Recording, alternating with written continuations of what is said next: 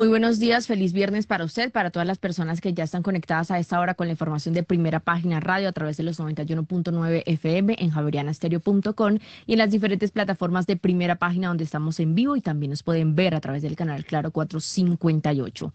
Iniciamos con la información internacional relacionada con los recientes datos de empleo de Estados Unidos. La publicación del informe situó el pasado mes de enero como el peor comienzo de año, por lo menos desde 2009 a nivel de despidos y también por la venta de acciones en el sector tecnológico. En enero hubo más de 108.000 despidos en Estados Unidos, esto es más del doble de lo que se produjo en el mismo periodo del año anterior y representando además un incremento del 205% en el mes en comparación con el mes de diciembre. Fue entonces el peor enero en cuanto a recortes de empleo previstos por las empresas, por lo menos desde 2009, según los registros recientes.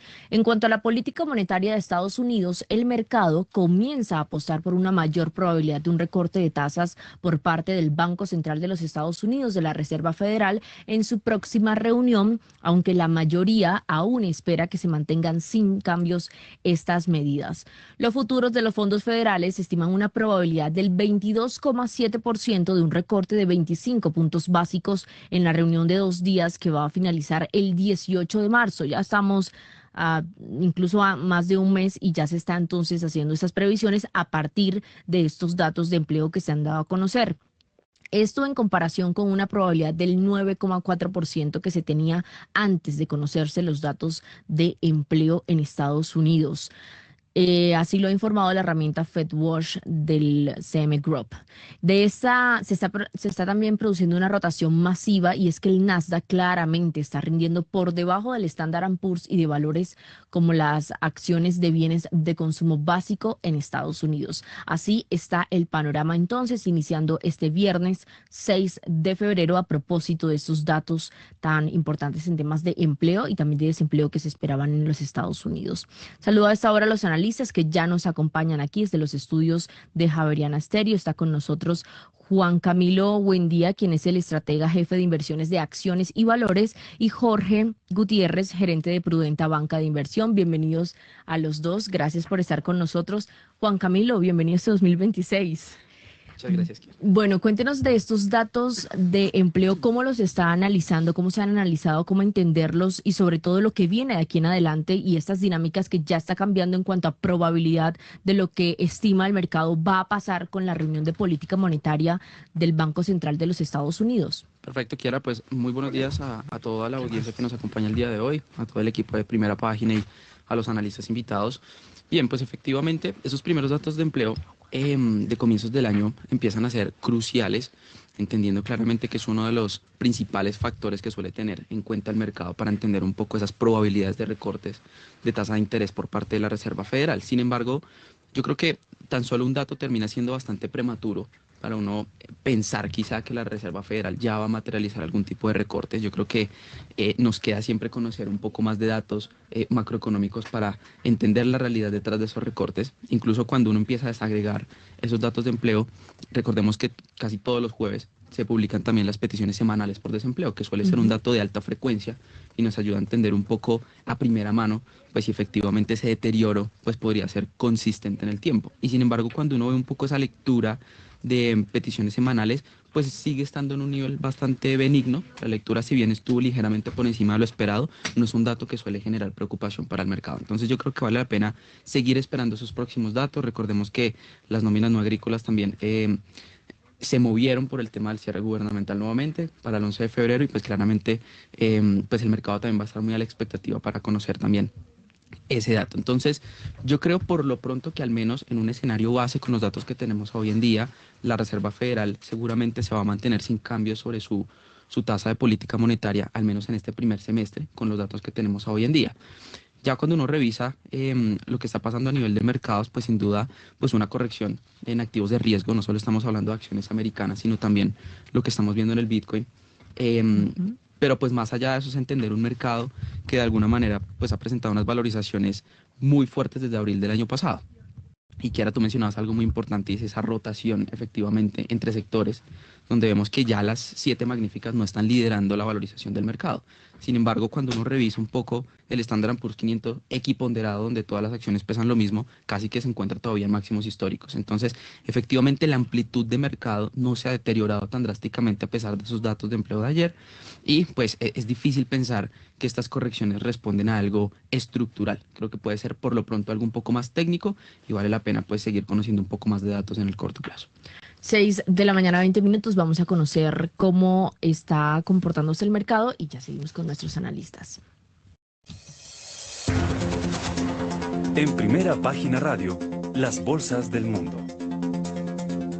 Empecemos en Asia, donde se prevé que la primera ministra impulse el crecimiento fiscal de Japón. La venta de bonos japoneses, a propósito, a 30 años, calmó el nerviosismo del mercado ante la fuerte demanda. Los bonos del gobierno japonés atrajeron una fuerte demanda en una subasta celebrada este jueves, lo que alivió las preocupaciones, por lo menos a corto plazo, sobre la deuda a largo plazo y redujo también el rendimiento de los bonos a 30 años en medio de unas tensiones antes de las esperadas elecciones generales en las que la primera ministra, Sanai Takaichi, se prevé amplia ganadora este domingo 8 de febrero. Las previsiones favorables de las últimas encuestas sobre la primera ministra, que va camino de lograr al parecer la mayoría absoluta junto a su socio de coalición, llevaron al Nikkei, que es el principal indicador de la bolsa de Tokio, a cerrar al alza un 0,81%. El Topix, que es el índice que agrupa a las firmas de mayor capitalización, tuvo una ganancia del 1,28%. En el último día de negociaciones antes de estas elecciones que se cumplen el 8 de febrero de la Cámara de Representantes, la Cámara Baja en Japón, el parque Tokiota cerró con avances a pesar de que arrancó la sesión a la baja, impulsado por el cierre que también se registró en números rojos en Wall Street.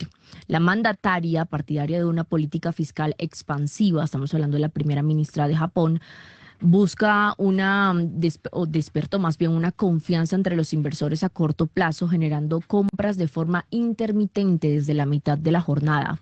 El índice de referencia de la bolsa de Shanghai cayó hoy un 0,25%, mientras que el parque de Shenzhen perdió un 0,33%. El Hang de referencia de la bolsa en Hong Kong bajó 1,21%, mientras que las compañías que cotizan en la China continental, el índice, el Hang Seng China Enterprises, tuvo un retroceso del 0,68%. El Kospi, principal indicador de la bolsa de Seúl, cayó este viernes 1,44%, principalmente por la baja que tuvieron las acciones tecnológicas que siguieron la tendencia de Wall Street en la última jornada, también un poco debido a la inquietud por la rentabilidad de las empresas de Estados Unidos ligadas a temas de inteligencia artificial. El Kosdaq, que es el índice que agrupa a empresas tecnológicas y de mediana capitalización, tuvo una baja del 2,49%. Don Jorge Gutiérrez, cierre de semana con estos datos en temas de empleo de Estados Unidos, pero también Asia, que está muy expectante, puntualmente Japón, de lo que pueda pasar este fin de semana con estas elecciones que le den un respaldo significativo a la primera ministra y a sus iniciativas en temas económicos para frenar todo lo que pasa en Japón con su deuda. Hola, Kiara, muy buenos días. Un cordial saludo para todos los oyentes de Primera Página y los colegas aquí de la mesa. En efecto, Kiara, después de ese dato inesperado, diría yo, de ese incremento del desempleo en Estados Unidos, en donde coincido plenamente con Juan Camilo. Buen día, porque tenemos hoy dos Juan Camilos. Sí, señor, ya vamos a saludar a nuestro hay que esperar más información. No obstante, la primera consecuencia es una caída de más o menos unos 10 puntos básicos en los bonos de tesoro americano, que es el referente por excelencia a nivel mundial. Esto, pues, normal. Igual me parece que, excepto por el tema de los metales, todos los mercados se mantienen en máximos, sin excepción, hablando de la renta variable, el oro, que a pesar de que haya corregido por debajo de los $5.000 la onza, pues de todas maneras se mantiene en unos niveles muy altos. Ese rango de precios de que significa la volatilidad del precio de las acciones y demás también se mantiene relativamente bajo. Y creo que, en resumidas cuentas, tenemos un inicio de año bastante favorable para mi gusto. No así pasa en el caso colombiano, que como lo vamos a ver más adelante, estas tasas o los precios a la baja a lo largo de la curva de los test en Colombia, pues empieza a generar preocupaciones de otra naturaleza, que pues como digo, más adelante lo estaremos hablando, Kiara. Bien. Juan Camilo Pardo, asesor económico y profesor de cátedra universitaria, bienvenido, y su análisis a propósito de estos datos y de Asia. Muy buenos días, Kiara. Buenos días, Juan Camilo. Buenos días, Jorge. Y por supuesto, muy buenos días a todo el equipo de trabajo de los oyentes. Bueno, Kiara, tú ahorita tratabas el tema de Japón. Japón lo que está haciendo es tratar los síntomas, pero no curar la enfermedad de fondo. Japón tiene una deuda por encima del 230% del PIB. Cuando uno hace un gráfico de correlación muy sencillo entre el nivel de endeudamiento de los países y la tasa a la cual se endeuda a 10 años, hay una relación positiva entre ambas variables, es decir, en promedio los países que tienen una deuda como porcentaje de su PIB más alta se endeudan en promedio a una tasa de endeudamiento más costosa. En este caso, Japón se sale de esa correlación, tiene una deuda que es por encima del 200% del PIB, pero aún sus tasas de endeudamiento son muy bajitas y eso sorprende mucho. Japón en este momento lo que está haciendo es intervenir en el mercado, cuando en realidad Japón no está tratando el problema de fondo. ¿Cuál es el problema de fondo de Japón? Primero, Japón lleva estancado en su PIB per cápita por casi 35 años. Japón vivió una de las crisis y una de las burbujas, tanto inmobiliarias como en el mercado accionario, más fuerte de toda su historia. Yo acá menciono siempre este dato, pero es que es completamente diciente. A finales de los 80s, la propiedad del emperador japonés era equivalente al valor de la propiedad inmobiliaria de todo California. Y el valor de la propiedad inmobiliaria de Tokio era equivalente al valor de toda la propiedad inmobiliaria estadounidense. Entonces, claro, esa burbuja a finales de los 80s reventó fuertísimamente. El Nikkei, es el índice accionario por referencia de Japón, se desplomó un 65%, y cuando tú comparas el PIB per cápita japonés del 90 con el PIB per cápita japonés de hoy, apenas ha crecido un 3-4%. Es decir, Japón pasó a ser la segunda economía más rica, a estar entre las top 5, pero ni siquiera a ser la tercera. Si no estoy mal, en este momento es la cuarta o la quinta. Entonces Japón se ha mantenido estancada. Japón, además, tiene la población más longeva de todo el mundo. La edad promedio en Japón, 50 años. 1 de cada 3 japoneses es mayor de 65 años. Es decir, en este momento el problema de endeudamiento se enfoca en la carga pensional, la carga sobre el sistema de salud y la carga sobre los cuidados personales que se le da en el país. Entonces, el hecho de estar interviniendo en la curva, en el mercado cambiario, pues claro, lo que hace es tratar el síntoma y te baja un poco las tasas y te aminora la volatilidad sobre el tipo de cambio. Pero el problema japonés es un problema de cambio demográfico. ¿Sí? El problema japonés es un problema de endeudamiento, lo que está haciendo es tratando los síntomas y no la enfermedad. Y por otro lado, Asia tiene un exponente que es bien interesante, que es India. India hoy en día es el país más poblado de todo el mundo, por encima de los 1.400.000 millones de habitantes. Sobrepasó a China. Recordemos que la población china está empezando a descender, y según los modelos económicos de largo plazo, el PIB de un país crece gracias a 3 factores: capital humano, capital físico y productividad, el famoso modelo de Solow de crecimiento de largo plazo. En este momento, aún India tiene una capacidad para crecer gigante, porque se espera que la población de acá al 2070, que alcance su pico de 1.700.000 millones de habitantes, pueda crecer cerca de un 40%. Eso es una oportunidad de crecimiento gigante. Y esto sin contar otro caso que la vez pasada estaba leyendo que me pareció muy curioso, y es África. África va a ser, para el 2100, va a ser el segundo continente más poblado de todo el mundo después de Asia. Pero la curva de Asia ya a finales de este siglo va a empezar a descender, en África va a seguir ascendiendo. Entonces África en algún momento, durante las próximas décadas, se va a volver un foco de inversión y de crecimiento de capital humano y de potencial de productividad muy grande. Muy bien, 6 de la mañana, 29 minutos. Muchas gracias por ese análisis a Juan Camilo Pardo, que nos acompaña a esta hora. Pasemos a Europa, donde hay altibajos hoy en las bolsas europeas, después de que los bancos de Europa y de Inglaterra mantuvieran sus tasas. La producción real de la industria manufacturera en Alemania cayó en el conjunto del 2025 1,1%, y según los datos que ha dado a conocer la Oficina Federal de Estadística. En el sector industrial, excluida la energía y la construcción, la producción en 2024 se contrajo 1,3% respecto al año anterior. La construcción también había tenido un retroceso, mientras que la generación de energía tuvo un crecimiento del 1,6%. El Banco de Inglaterra este jueves votó 5-4 para mantener las tasas, adoptando un tono más moderado de lo que ha llevado a que las expectativas se desplacen hacia un posible recorte de tasas en el mes de marzo, aunque el consenso sigue apuntando al segundo trimestre de este 2026. La libra esterlina subió un 0,2% frente al dólar hasta ubicarse en 1,35 y el euro cotiza a 1,17 dólares. El índice DAX en Alemania está ganando un 0,3%, la bolsa de España un 0,38%, la bolsa de Londres pierde un 0,26%, el CAC 40 de París en esta jornada de viernes está cayendo un 0,50%, comportamiento que registran a esta hora las bolsas en Europa. Son las 6 de la mañana, 30 minutos.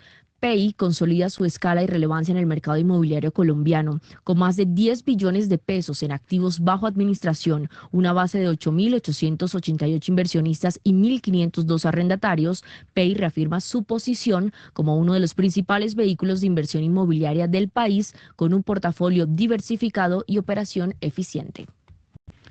Bueno, son las 6 de la mañana y 30 minutos. Anoche me trasnoché echando números, hermano. Omar Pérez estuvo con una... ¿Se infartó? Se infartó. ¿Quién Omar Pérez? Yo estaba pensando. Omar Pérez, el ¿Jugador? el entrenador de Santa Fe. El ex Santa Fe, se me ha olvidado. Sí, Santa Fe. Sí, Santa Fe. Bueno, les hicimos de todo con Omar Pérez y viene A decir que no saben quién es. Sí. Bueno. Porque, bueno, hoy se sabe, hoy es el arranque de Inflación, la ¿no? largada en materia de inflación. Entonces, tocaba trasnochada hoy. Ahí le están diciendo que incline un poco los micrófonos. Bueno, don Daniel Velandia, estábamos con Europa. Metámonos con Europa y luego nos meteremos con Colombia y la inflación. Bueno, pero ¿cuánto le dio? ¿No? ¿Pero lo va a soltar No. acá o por la tarde? Como siempre, 10 minutos antes ya No, cuando no, le- Claro, y después Mañana dice, seguro. yo acerté 10 minutos antes. Oiga, Pero sí, falta, oiga, Suele me pasar. extraña, por lo general es a las Imagino 9 con y los cuarto taches arriba, sale el Daniel. dato de inflación de alimentos, el pronóstico de primera página, y hacia las 10 y cuarto, no, inflación de alimentos, y el pronóstico de la inflación total hacia las 10 y cuarto de la Pero ya mañana. la tiene más o menos. Bueno, ahorita hablamos de Sí, eso. no, pero de eso no Ahorita soltaré hablamos. prenda, porque soy como el Banco de la República. Como el banco, digamos, un César Giraldo, ministro, o como los otros. Pues que ya llevo 25 años haciendo ese cálculo y el mercado nos cree. Nos oyen y nos creen, Muy decía bien. por ahí todo el arte. Don Héctor. Bueno, no, lo de Europa, bueno, estamos viendo un mundo en el cual sigue habiendo optimismo desde el punto de vista de crecimiento mundial, pero mucha volatilidad en los activos. Y en general, todo pasa por el tema de tasas de interés. Como bien se mencionó, los bancos centrales mantienen tasas relativamente bajas. El Banco Central Europeo, digamos, dio a entender que la tasa en Europa se va a mantener por el 2%, pero hay parte del mercado que considera que puede haber una bajadita adicional por la apreciación del euro, que bordea 1,18 y bueno, algunos lo ven un poquito más fuerte hacia adelante. Pero en general, digamos que se está configurando un escenario en el cual hay relativa estabilidad en el mundo y se mantiene el famoso debasement trade, que me imagino que pues, es un concepto que se ha venido manejando desde hace meses y que todo el mundo conoce, pero hay que recordar que el debasement trade tiene que ver con los riesgos asociados a los altos déficits fiscales en el mundo desarrollado, particularmente en Estados Unidos, en Japón, varios países de Europa. Y Bueno, ¿y qué significa literalmente eso? como efectivamente usted se aleja de los países desarrollados o de lo que uno considera como activos refugio o en este caso como activos base, que es el mundo desarrollado, bonos soberanos de Estados Unidos, de Europa, o sea, lo seguro, la bolsa de Estados Unidos, lo que usted normalmente ve como más atractivo, más seguro, y va y dice, oiga, esto que está como deteriorándose estructuralmente el tema fiscal, particularmente en los países. La institucionalidad se está debilitando en Estados Unidos, yo soy un convencido de eso, con Donald Trump. Y entonces vámonos a activos más seguros, que no dependan de gobiernos, y entonces oro, plata, como un volador, obviamente una volatilidad increíble recientemente, pero con unas subidas impresionantes. Algunos otros commodities e incluso países emergentes. Entonces lo que estamos viendo hoy son flujos muy fuertes a países emergentes, porque de alguna manera, esto se empieza a ser paradójico, si Estados Unidos, Japón, Europa están mal en lo fiscal, tienen problemas. Ahorita se hablaba de lo Japón y la primer ministra, pues no va a comparar, pero es como un Ávila, o sea, gastemos, ¿sí? Hay elecciones, Trump está apoyando a la primera ministra de Japón, y es como, me importa 5 si la deuda pública está al 220% del PIB, yo voy a seguir gastando. Entonces, uno dice, si eso es así en el mundo desarrollado y en los juiciosos, pues ¿qué esperar de los emergentes? Se vuelve un tema relativo. No estoy hablando de Colombia netamente, porque nosotros sí estamos como más desjuiciados que el promedio. Pero, en general, el mercado... Pero más juiciosos que los Estados Unidos. En general, el mercado empieza con unas comparaciones que no son normales. Ahora sí, no tiene sentido compararlo, pero usted lo ha mencionado, igual sí me lo dicen. Oiga, pero Colombia con una deuda pública del 60% del PIB y Estados Unidos con 120, bueno, no podemos comparar. Pero la realidad sí es esa. Nosotros en Colombia, en Brasil, en Chile, nos estamos deteriorando, pero la velocidad de deterioro de los desarrollados es impresionante. Y eso es medio nuevo, eso no es normal. Entonces, ¿qué han venido haciendo los inversionistas el último tiempo? Usted compre el oro, compre la plata, compre emergentes, los de tasas altas. ¿Cuáles son las monedas que más han apreciado en Latinoamérica? Las de tasas más altas, Brasil, México, Colombia, el famoso carry trade. Ustedes endeudan países con tasas bajas, invierten y hay una cierta estabilidad que es favorable. Europa muestra cierta estabilidad en los activos, pero arrastra los pies. Europa es una economía que no crece. Si usted me pregunta a mí estructuralmente, yo, digamos, dentro de todos los países desarrollados, ese es el que yo menor valor veo en términos macroeconómicos. Y el mercado sí está algo optimista, porque Alemania, desde el año pasado, no podemos olvidar, ofreció o se comprometió con grandes gastos en infraestructura y en tecnología, pero la verdad yo creo que esos países van a pasarla muy mal, sobre todo con un China que no tiene dónde meter su producción y la metes en Europa. Y los europeos no tienen cómo competir, entonces, y van muy rezagados en el tema tecnológico. Pero el mercado hoy está gozando de alta liquidez, de no estemos tan expuestos a Estados Unidos. Pero ¿no será que yo a veces no veo tan... Aquí Alberto Calderón lo dijo. Hablaba de que China sí tenía, pero que su modelo no le va a permitir salir adelante. Él pronosticaba de que China hasta ahí llegó. Y el tema de Estados Unidos creciendo... Llevamos 20 años diciendo que el modelo chino llegó hasta ahí. Sí, 10 años. Sí, pero... Algún día le va a pegar, como Rubini. Sí, no. Entonces, que duramos pronosticando 10, 15 años que eso no va a dar más, hasta que no da más. Pero se la devuelvo con Europa. Venimos diciendo que Europa está estancada. No, pero es que está estancada. Pero no está tan al debe como Estados Unidos. No, yo creo que Estados Unidos está mucho mejor. Pero es que, Héctor... No, al debe. Estoy hablando del debe y a la liquidez. Pero eso es Alemania. Pero es Alemania. Bota liquidez. De hecho, yo le voy a decir dos rápido... Mejor dicho, la palabra que se usó acá y que se empleó acá y que la puso de moda Armando Montenegro en una entrevista acá es ¿cuándo va a llegar el día del juicio final? Que es porque es que andamos como locos o andan como locos endeudándose los países y teniendo enormes déficits. Pero 20 años. Pero esos grandes, medianos y pequeños desde la pospandemia. Por eso. No, desde 2008, de hecho, empezó. Exacto, pero hay, digamos, algo de diferencia. Eso, pero ¿cuándo va a llegar el...? Algún día, sí. Rubini, algún día, sí. Por eso digo, perdón, China, de acuerdo, ese modelo no da, se están inventando cosas, hay sobreproducción, están tratando de ajustar unas cosas, el IPP está cayendo, China no va a tomar decisiones difíciles, pero pues sí, el modelo se va agotando. Ahora, yo les voy a dejar sobre la mesa un tema y me pueden caer tomates y lo que ustedes quieran. Ahorita Llevo en el como 2 desayuno nos años. vemos. Listo, me tira un tomate. Desde hace 2 años estoy diciendo lo siguiente. La gente se preocupa porque China crece al 4,5, y ahí no va a dar, perdón. Cuando empezó este programa llegó a crecer casi al 10%. Por eso, cuando China crecía al 10, la economía china valía 10 trillones de dólares. Hoy crece a la mitad, pero la economía vale 20. ¿Cuánto le está aportando al PIB mundial? Lo mismo que cuando crecía al 10.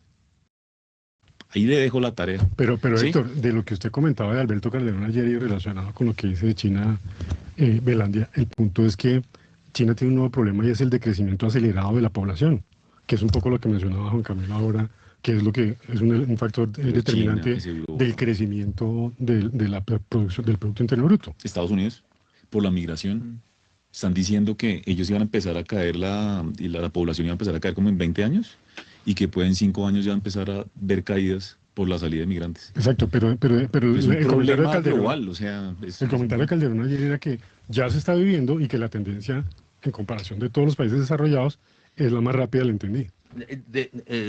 Caída de Por eso, deterioro del Sí. crecimiento de la población china. Pero Bueno. no, son modelos, o sea, si China para mí crecía al 3 o 4, sigue jalando muchísimo la economía. Perdóname, Y- te interrumpo, pero es que Juan Camilo está que habla muy bien, bueno, hermano. por gusto. Pero es que él votó una cosa para que... Sí. Usted No, está equivocado, una pero bomba. no hable. No, Héctor. No se defienda. Bueno, listo. Occidenta. Hay un libro muy... Defiéndame. No, yo la verdad no estoy de acuerdo con la afirmación de China, eso es una variedad de opiniones. Digamos, hay un libro de Ray Dalio que se llama Principios para enfrentar el nuevo orden mundial, y la tesis dentro del libro de Ray Dalio, que es una investigación de 500 páginas y de 2000 años de historia, apunta que China va a ser la gran potencia dentro de un par de décadas.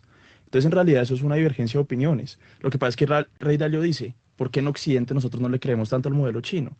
Porque en Occidente estamos acostumbrados al libre mercado, al individualismo, a la meritocracia. En China están acostumbrados al confucianismo, al taoísmo, al legalismo, que son valores completamente diferentes de formas en cómo se ve el desarrollo de una sociedad.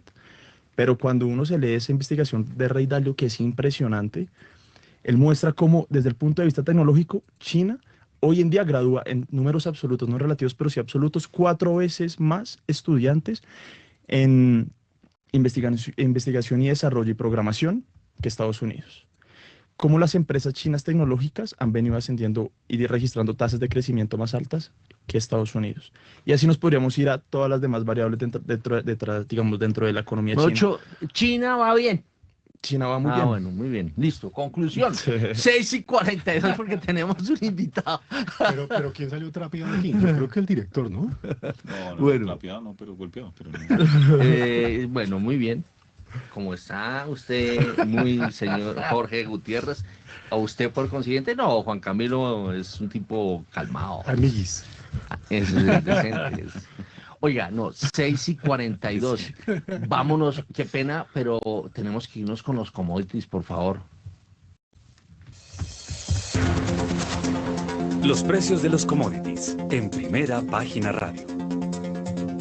El Brent a esta hora subiendo un 0,25% y la cotización del barril es de $67.71. El WTI de Estados Unidos, $63.40, variación positiva del 0,18%. El gas natural registra también números positivos, 1,25% al alza en $3.55 el gas natural. El oro está subiendo un 2,33%, que está debajo de los $5.000. En estos momentos, $4.889 la onza del oro. El cobre en $5.81, baja levemente un 0,02%. La plata, $74.75, esto es alza del 5,54%. El café registra una variación negativa del 0,12%, $3 a esta hora, mientras que el azúcar se mantiene en 14 centavos y el carbón en estos momentos está en $101 la tonelada, sube un 0,80%. Petróleo Brent, ¿en cuánto? 67,69. Sí, ahí. ¿Oro? Oro 4.884.85 está oscilando. Ah, se ha desinflado. Corregido. Sí, sí. Se ha desinflado. A ver, Juan Camilo, buen día de Acciones y Valores. Ahí, Héctor, yo creo que se puede unir muy bien ahorita lo que hablan el tema del déficit. Oiga, ahí yo lo no me defiendo. resolvieron la pregunta. ¿Cuándo será el día del No, juicio vea, final? vea, Pero bueno, Bolita de no, fiesta. Pues vea este dato, yo no sé si ese día va a ser el juicio final. Está duro, aquí está Pero hay un tema ahí puntual con el déficit, cuando uno se da cuenta del nivel de déficit que tiene ahorita Estados Unidos, están los mismos niveles casi que una Segunda Guerra Mundial, ¿sí? En época no recesionaria, pues en este momento no hay recesión en Estados Unidos y está con un déficit de ese entonces. La pregunta del millón es, ¿qué va a pasar cuando llegue una recesión en Estados Unidos? ¿Hasta qué punto va a llegar el déficit si ya está desbordado?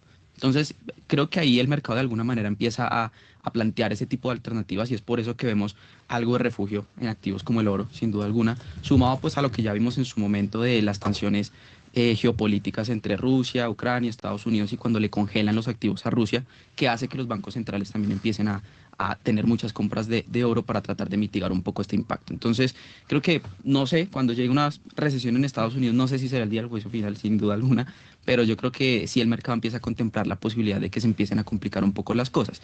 Y de ahí, pues que claramente el oro empieza a ser una parte muy importante dentro de esa diversificación de portafolios, de tratar de mitigar un poco la volatilidad. Y claramente yo creo que a pesar de estas correcciones y esta alta volatilidad, pues desde mi punto de vista creo que el oro podría seguir teniendo una perspectiva favorable para los próximos años y claramente el fundamental no ha cambiado en lo absoluto a pesar de las correcciones que vimos estos días. Bueno, muy bien. Yo quiero ir rápidamente con Latinoamérica, que nos saltamos Latinoamérica y aprovechamos la presencia aquí de don Daniel. Las bolsas latinoamericanas en Primera Página Radio. Wall Street acabó en números rojos y esto también tuvo pues su impacto en Latinoamérica, donde el Standard & Poor's de la Bolsa de Comercio de Buenos Aires perdió un 0,74%, el índice Bovespa de Sao Paulo en las últimas horas se dio un 2,14%, el Standard & Poor's de la Bolsa de México una pérdida del 1,44%, el MSCI Colcap de la Bolsa de Valores aquí en Colombia bajó 2,29%, Chile tuvo una pérdida del 1,58% en su principal índice del IPSA y finalmente tenemos que el MSCI NUAN de Perú, el principal indicador de la Bolsa de Valores de Lima, también descendió 2,47%. A ver, don Daniel Velandia de Credicorp Capital, que tiene asiento en varios países de Sudamérica. A ver, ¿cómo está viendo la región?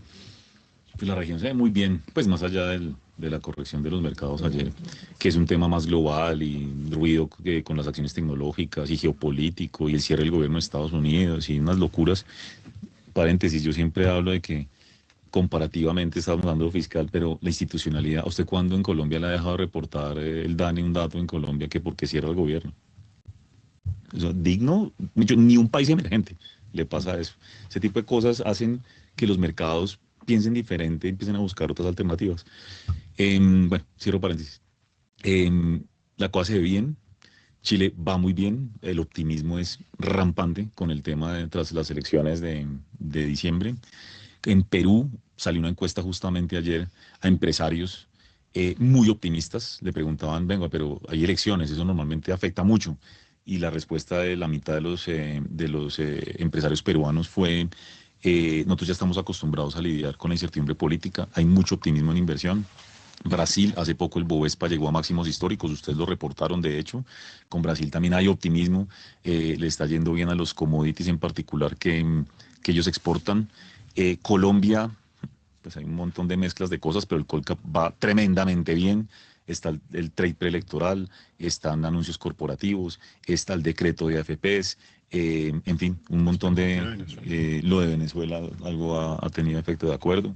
Entonces, la verdad, se ve bien Latinoamérica. Y para terminar el comentario, los términos de intercambio, que acuérdense que es la diferencia entre precios de exportación y de importación, en casi todos los países estamos en niveles significativamente altos.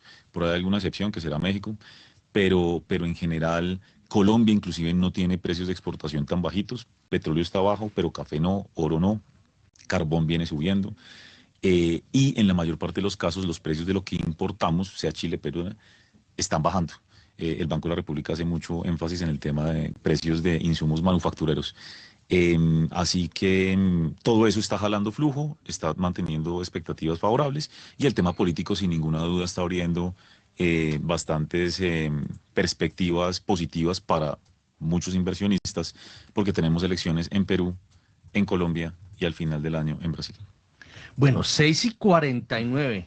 Tenemos un invitado especial, un personaje que ha lidiado eh, con instituciones que ya no existen, ¿no? Por ejemplo, el Banco de Caldas, eh, otra institución, el Banco Central Hipotecario, que desaparecieron, pero fue director de Fogafín en una época nada fácil y es profesor experto en juntas directivas, o sea, sabe de gobierno corporativo a la lata, como decimos coloquialmente. Se trata de Francisco, bueno, mucha gente dice es Pacho, ¿no? Francisco Pacho Azuero. Francisco Azuero, muy buenos días. Muy buenos días, Héctor. Muy complacido de estar aquí con ustedes. Bueno, usted es nuestro invitado porque tengo entendido de que hubo una carta, no sé quiénes la firmaron, sobre el decreto, el proyecto de decreto que ha puesto a circular el gobierno en torno a las inversiones en el exterior de los fondos privados de pensiones y cesantías. ¿Cuáles son, digamos, las banderillas que le podrían estar poniendo a este proyecto de decreto? Sí, básicamente este proyecto de decreto es un cambio en el régimen de inversiones de los fondos de pensiones,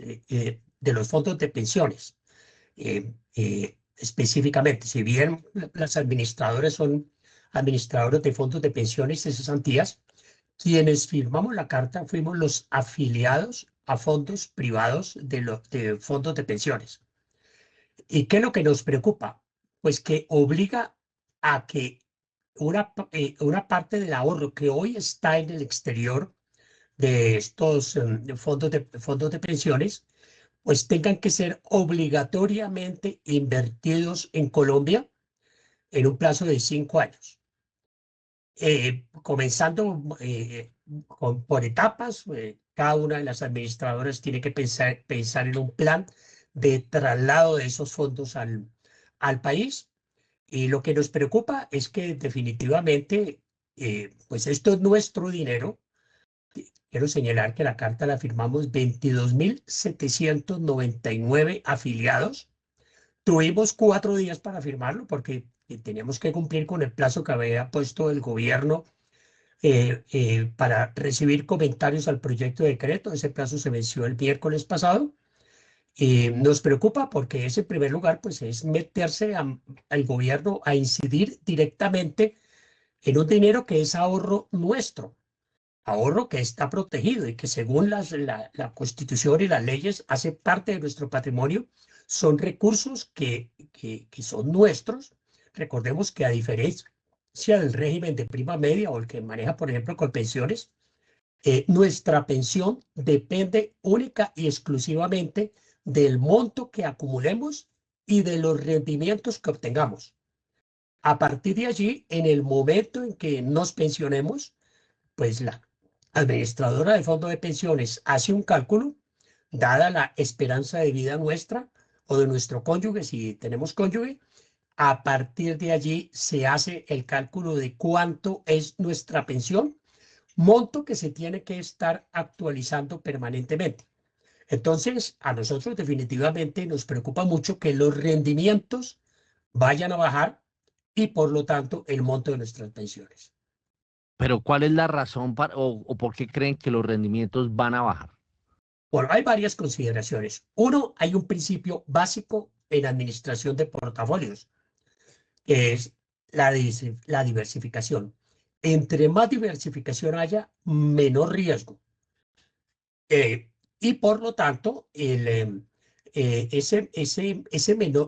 hay mayor riesgo, pues en lo que tiene que ver con la vida de una persona que comienza a cotizar hasta el momento en que fallece, pues puede haber, digamos, unos 50 o inclusive hasta 60 años, y en ese lapso pueden pasar muchísimas cosas. Mire, Héctor, ¿cuántas crisis financieras le ha tocado vivir a usted en su vida en Colombia? ¿O cuántas crisis cambiarias, para ser más preciso? No, no, no hablemos, siguiente tema. Ok, mire, le voy a hacer la cuenta mía. Le voy a hacer la cuenta mía.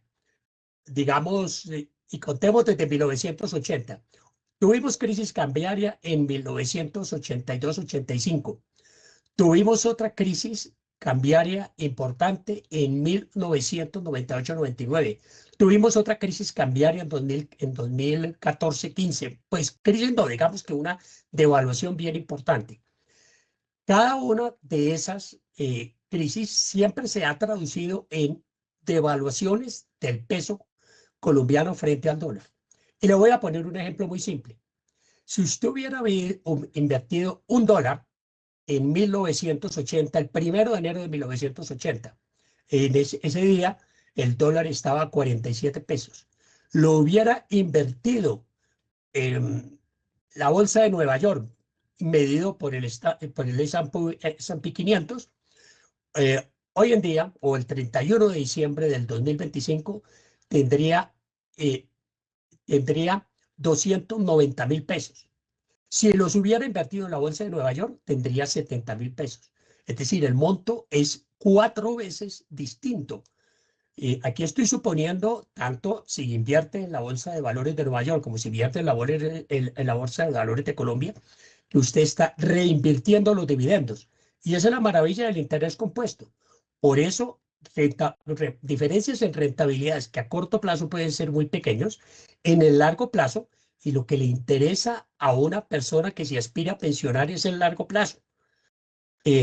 Porque si hoy comienza a cotizar, dentro de, pues digamos, dentro de 25 años va a comenzar a recibir o 30 años va a comenzar a recibir su primera pensión, y esa pensión va a durar otros 20 años. Entonces, a los pensionados nos interesa, a los afiliados a los fondos privados de pensiones, nos interesa definitivamente el largo plazo. Y así es como deben compararse las rentabilidades. Bueno, pero me dejó loco con lo de la bolsa de Nueva York y acá, porque si se invierte en la bolsa de Nueva York, tiene menos rentabilidad, ¿o no? Menos rentabilidad en dólares a corto plazo, pero póngase a pensar en el riesgo en el riesgo de que el peso se devalúe. Y eso pasa, pues es decir, en Colombia vamos a tener crisis cambiaria pongámosle cada 20 años.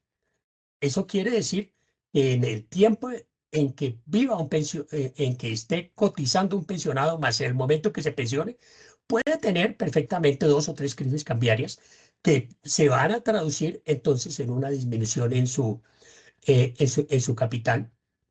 Y eso es ¿Conviene o no conviene que estén en el exterior? Conviene diversificar. Ese es el principio que yo pongo, lo cual implica que una parte de esos ahorros estén en el exterior. Y el gobierno está obligando a traerlos a Colombia. Y un punto importante, en Colombia no existe la capacidad para absorber todo ese montón de recursos que pueden venir. El gobierno pone ahí en el proyecto de decreto que el Ministerio de Hacienda armará un banco de proyectos en infraestructura, en energía, etcétera, etcétera, para recibir todo ese dinero. Mientras tanto, aquí está dañando los negocios de infraestructura, los negocios de energía o en general los negocios del sector privado, con unas tasas de tributación bastante exageradas. Bueno, y piense en lo que se nos viene con el control de precios que nos ha anunciado la superintendente de Industria y Comercio. Bueno, ¿usted qué espera que el gobierno haga con la carta de ustedes? Pues yo quisiera, en últimas, que no expidiera el decreto y de que dejara el fondo de pensiones como estará.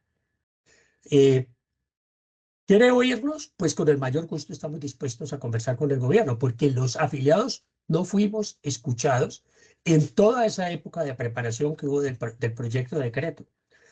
A, a, a una niña que nos ha acompañado mucho en este proyecto, que es la que maneja No Con Mi Ahorro, Jerón Sanabria, la invitaron a un evento, la dejaron hablar durante 3 minutos, mientras que todos los otros representantes del gobierno o del sector privado habían hablado hasta media hora. Ella pudo hablar 3 minutos y no le recogieron absolutamente ninguna de las observaciones frente al proyecto de decreto. Entonces nosotros sí quisiéramos que pues ojalá nos expida este decreto, y si el gobierno quiere oír con más profundidad nuestras razones, pues estamos dispuestos a conversar. Muy bien, son las 7 en punto. Es Francisco Azuero, ex director de Fogafín, acá en Primera Página Radio. Muchísimas gracias, Héctor.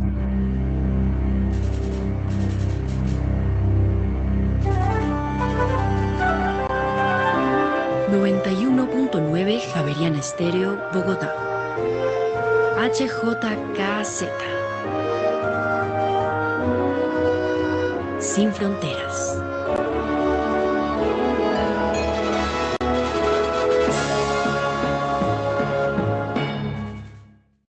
Son las 7 de la mañana y 13 minutos. Oiga, no hemos mirado muy a fondo el tema de los commodities. A ver, don Juan Camilo Pardo, eso que día lo hablábamos, parece una montaña rusa ese precio del oro. ¿Por qué sube y baja? Últimamente está subiendo y bajando como loco. Bueno, Héctor, era precisamente lo que mencionaba Daniel, que es toda la relocalización de flujos. ¿Usted le da crédito a Daniel? Pues al menos Pues en es que eso. lo acaba de hablar. Pero no, más allá de eso es la tendencia de largo plazo del oro. Es algo que yo siempre menciono y que me parece completamente relevante. Y es que el oro, a diferencia de todas las demás monedas, de la moneda fiat, es algo que no se puede imprimir a voluntad de los bancos centrales, que parte de una voluntad también de seres humanos, o de los gobiernos, en el caso de los países en donde los bancos centrales no son independientes. El oro, cuando usted se fija, cada vez el flujo como porcentaje del stock es menor. ¿Eso qué quiere decir? Que usted no puede aumentar tanto el flujo como es el stock total, a diferencia de lo que ocurre con un banco central, cualquiera el que sea. Y eso lleva a que, por ejemplo, el oro, es un ejemplo que siempre pongo pero que es muy diciente, cuando Estados Unidos, digamos, decidió alejarse del patrón oro porque ya no tenía los suficientes lingotes para poder sostener, si digamos todos intentaban sacar el oro que estaba respaldado en el dólar, era de $70 por onza, en los 70s, 70, 80 dólares por onza, cuando había un tipo de cambio fijo. Hoy en día está cerca de los $5.000 por onza. Entonces no es que, Héctor, no es que el oro se valorice, sino que es que las monedas en el tiempo se van depreciando. Desde 1750 hasta hoy, el 80% de las monedas con respecto al oro, el 80% de las monedas han desaparecido y el 20% con respecto al oro se han deteriorado. No hay una moneda en los últimos 300 años que haya ganado valor con respecto al oro en el largo plazo. Entonces, acá nuevamente menciona a Ray Dalio porque es que ese es un libro muy relevante para la actualidad, Héctor. Él lo escribió hace 5 años en la pandemia. Y es que parte de su teoría es que estamos en un momento de exuberancia. Estados Unidos llegó a ser el mayor imperio después de la Segunda Guerra Mundial. Para sostener ese imperio tuvo que aumentar paulatinamente su gasto, por lo tanto su endeudamiento, y eso engrosó los déficits. Hoy Estados Unidos tiene una deuda superior al 100% del PIB. Pero llega un momento en el cual ya se hace muy costoso y estamos quizás en unas décadas muy cercanas a ese momento en donde ya se está haciendo muy costoso, en donde se forman burbujas en los mercados de vivienda, en los mercados de renta fija, en los mercados de renta variable, en las mismas monedas. Y eso lleva a que los imperios paulatinamente empiezan a caer. Según Ray Dalio, vea esta vaina, él tiene una fórmula relativamente mágica. Cuando un país está sobreendeudado, cuando tiene una alta polarización y cuando le llega un choque económico muy fuerte, eso ocurrió con el Reino Unido y el deterioro de la libra, eso ocurrió con el florín y también el deterioro de los Países Bajos, eso ocurrió con el Imperio Tang en China, eso ocurrió con el Imperio Ming, con el Imperio Song en China, lleva a que caigan. Y Estados Unidos está en un momento en donde la fragilidad, concepto también acuñado por Taleb, por Nassim Taleb, que también es un pensador muy, muy importante, es gigante para Estados Unidos en este momento. este instante la deuda quizás es lo más relevante. Y eso es lo que lleva precisamente a las apreciaciones del oro. Pero nuevamente, no es que el oro se valorice, es que las monedas se van desvalorizando paulatinamente. Ese es el mensaje que quiero Eso dar. es un principio de esquez, ¿no? Sí, lo Claro, que Lo que mencionaba. mencionaba en resumen, sí. Bueno, 7 de la mañana y 17 minutos. ¿Usted qué iba a comentar sobre el proyecto de decreto de pensiones, don Daniel? Bueno, don Héctor, no, miren, quería hacer eco de un comunicado que ha sacado repetidamente a fondos acerca de que desde que nacieron, digamos, el esquema actual de fondos de pensiones privados. Bueno, contextualicemos. Ahorita que habló Francisco Azuero, exdirector del FOGAFIN, hablando de ese proyecto de decreto. Es un proyecto de decreto que sacó el Ministerio de Hacienda, en donde lleva a que los fondos de pensiones, las inversiones que tengan los fondos de pensiones en el exterior, las traigan. A ver, siga, don Daniel. Desde que nació el esquema actual de AFPs, ha habido una rentabilidad que supera los 350 billones de pesos. Es decir, que el monto total que hoy tienen administrados todos los 4 fondos de pensiones, que supera 500 billones, alrededor del 70% ha sido por rentabilidad, no por aportes, no por aportes. Es decir, que la gestión que han hecho las AFPs es muy buena. Y eso da cuenta de lo importante que es diversificar, como pues ya se mencionó. Eso por una parte hace que, por supuesto, estemos en desacuerdo la mayoría de economistas y analistas de mercado acerca de lo que se está haciendo. Pero por el otro lado, Héctor, lo que yo quería comentar, y yo creo que esto no es un secreto para nadie, es que todo esto, básicamente, lo que tiene de efecto, o lo que se busca en últimas, así no lo vayan a negar siempre, es el financiamiento directo del gobierno. O sea, el gobierno con esto garantiza un flujo seguro prácticamente para el mercado de PES. Digamos que cuando uno mira la exposición de motivos del decreto, ellos dicen, no, es que aquí no hay ahorro, que de hecho César Ferrari, de manera, digo yo, digamos, correcta, hace el diagnóstico siempre y siempre habla de eso, de que en Colombia no hay ahorro, no hay ahorro, no hay ahorro, no hay ahorro. Sí, la gente consume todo, el gobierno con un déficit fiscal es el que menos ahorra de todo, y entonces dice, no hay dinero en Colombia para financiar proyectos, necesitamos tener la plata acá. Y entonces uno va y mira, ¿y cuáles proyectos?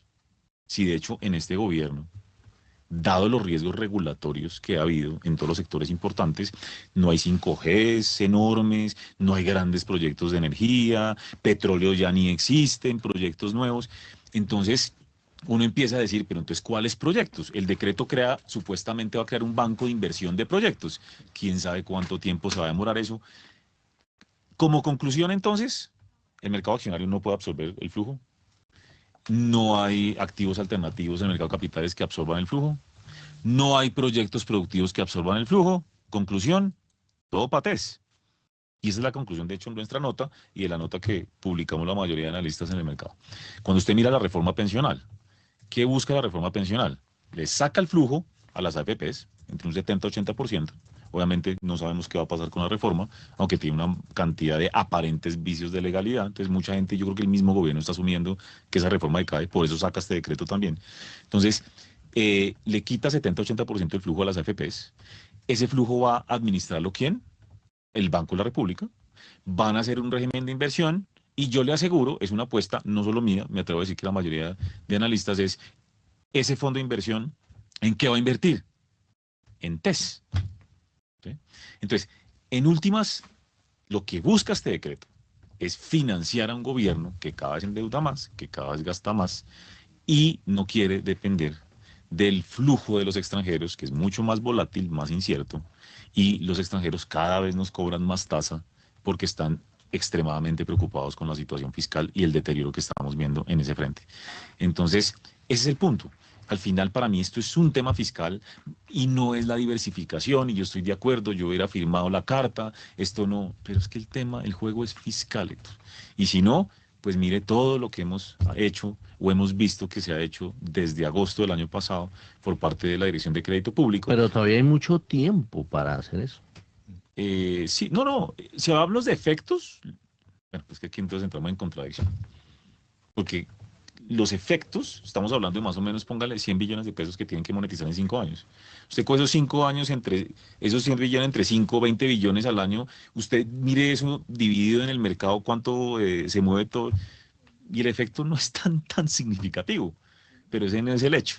El hecho es lo que está pasando, lo que de pronto aquí internamente se estaba discutiendo de cómo reducir las libertades, y todo esto va es como en línea de hacer que el sector privado pues se rija bajo decreto, como controlar esas libertades, como creo que usted iba a mencionar, Héctor, no sé, todo este tema que todavía no entiendo, de tratar de controlar precios en la economía, estos requisitos que le están pidiendo a las grandes superficies, todo esto, realmente creo que todo va en un mismo juego. Yo escribí una columna hace poquito que se llamaba Decretitis y perspectivas económicas. Y uno sí espera, yo digo, mi deseo es que llegue un nuevo gobierno, el que sea, pero que logre consensos. Porque lo que uno puede ver en este momento, lo que hemos visto en los últimos meses a punta de decretos, es que se está tratando de imponer lo que no ha podido lograrse por consensos. El salario mínimo, no hubo consensos.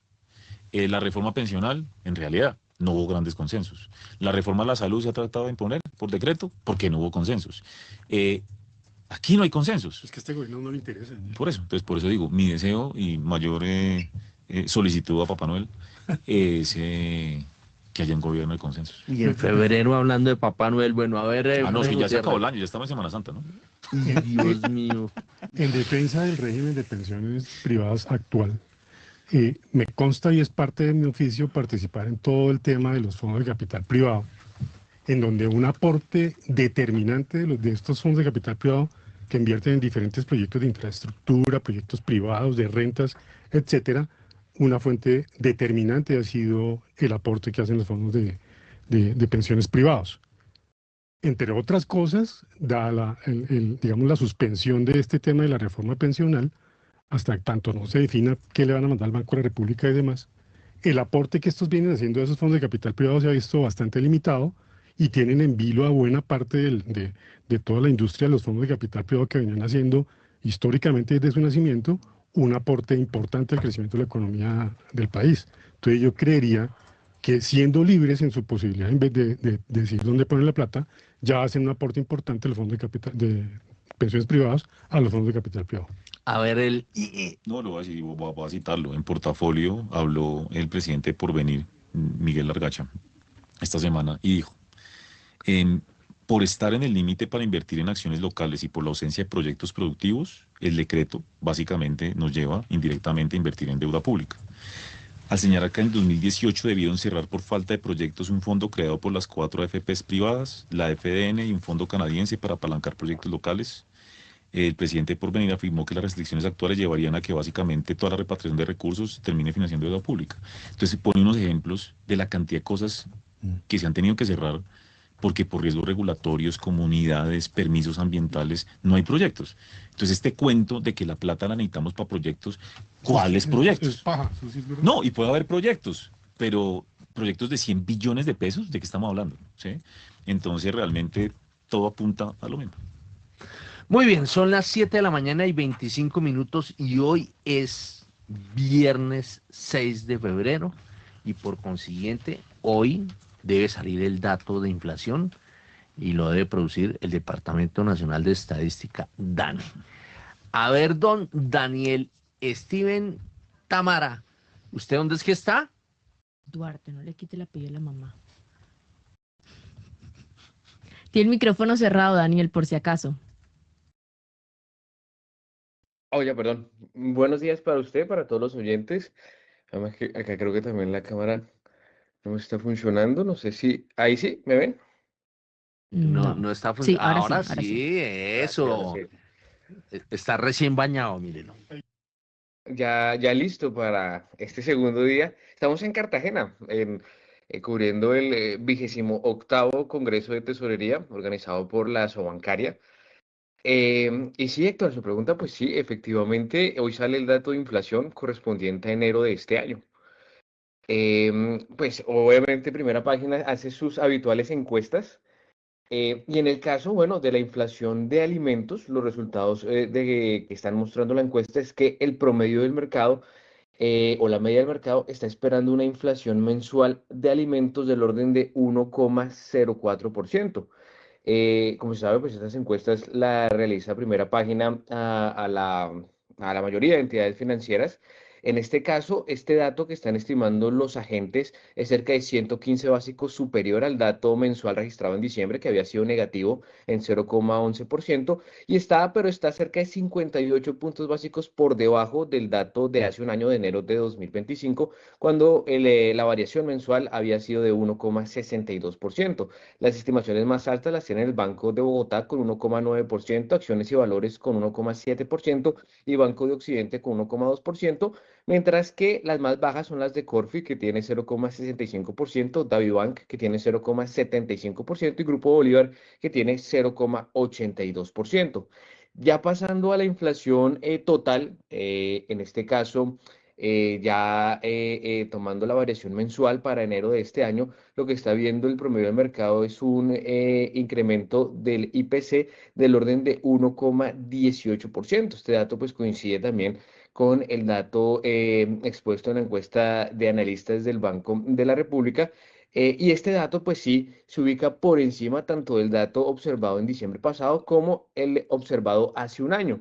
De hecho, la diferencia entre el dato de inflación proyectado para el primer mes de este año, que es de 1,18%, comparado con el que se observó hace un año, hay una diferencia relativamente importante del orden de 24 puntos básicos, y esos 24 puntos básicos particularmente pues van a empujar la inflación anual, que cerró en 5,10% el año pasado, a 5,34% pues en enero de este año, de materializarse la expectativa promedio del mercado, que como decimos es de 1,18%. Las estimaciones más altas son las de Itaú Colombia, que tiene cerca de 1,39%, Banco de Bogotá 1,35% y Acciones y Valores 1,27%.